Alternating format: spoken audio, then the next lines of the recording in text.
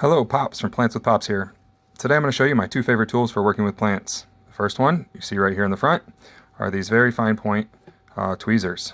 So I'm working with one hand as I'm filming this, but you can see, put them together, and you basically got a toothpick. You can use that to divide plants.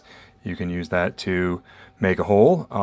So let's see, if I was trying to move this, you can use it to pull plants out. Use it sort of like a fork tool, pull plants out. Then you can use it to make a little hole there, dig a little hole there. I want to put that plant back in. I can grip those roots. I can pull it down in there, put it down in.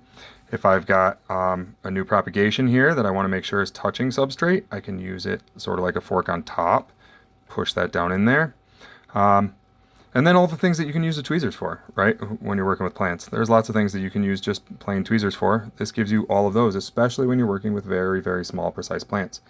The one thing I will tell you is that sometimes these are too sharp and I will stab plants. That's especially true when I'm trying to do propagations. I'm trying to put a leaf onto some moss or onto some peat, and I'm trying to work the tip of it in there. Sometimes the sharp points will dig into the leaf. I've found that that's usually not a big problem. I've still been able to get propagations from leaves that I've stabbed, but it's probably not the best thing for the plant. And then my second favorite tool, which you may have seen in the background here, is a giant syringe.